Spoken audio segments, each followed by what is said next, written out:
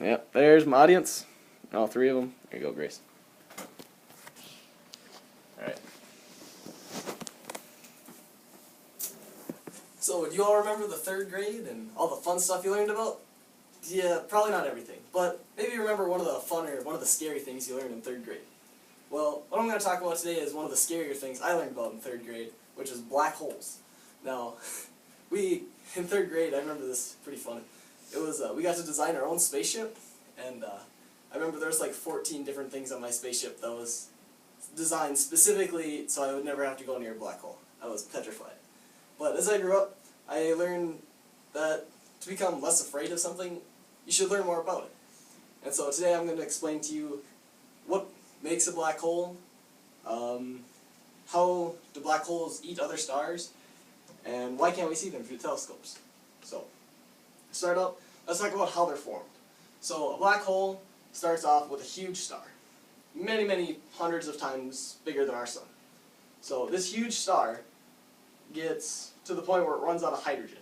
Now, most stars, when they run out of hydrogen, they start burning helium, and they get even bigger.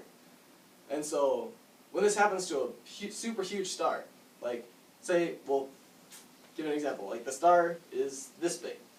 And so when it runs out of hydrogen, it'll start to grow. And it'll get about 20,000 times bigger. And so when it happens, if the star's gravity becomes too much for it to keep growing like this, it'll start to fall apart. And so when it starts to fall apart, it comes in on itself. It still keeps all this huge amount of gravity. So as it falls apart, it comes in like this, but it keeps all that gravity as if it was still this big. And I'm going to show you the idea of Einstein had as to how to explain this. So you start off with, say this is our sun, and say this is just a normal sun. And so you put it on graph paper, and you hold it up. And you can see how it like depresses in the graph paper here. And that's how gravity works, because the gravity is warping space-time around it, and so things go around it. Now with a black hole, this would be a normal sun, and so the sun that would create a black hole is that big on this same piece of graph paper. And so you can imagine how destroyed this graph paper is going to be from all that gravity. And so with a black hole, all that gravity gets condensed into the size of about a pebble compared to this. And so instead of all of that area pushing down on gravity, it's this one little hole. And so that's why we call it a black hole. It's basically a hole straight through what we think would be the space-time like web. And so now the event horizon is a very interesting keyword that you always think of when you think of a black hole. And nobody really knows what it is when you're just talking to friends. So I'm going to explain it a little bit. Now the event horizon is the area of where the black hole will start to suck someone in, and where there's no escape. Like, that's where even light can't escape. And this event horizon is the original diameter of the star.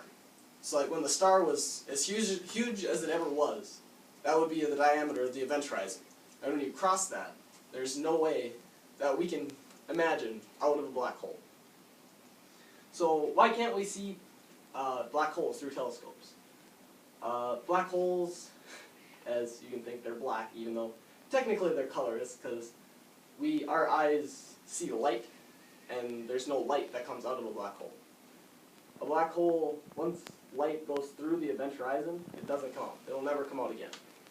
And so we can't visually see them, but we can, a couple different ways we can discern where a black hole is the absence of light, a complete lack of anything there.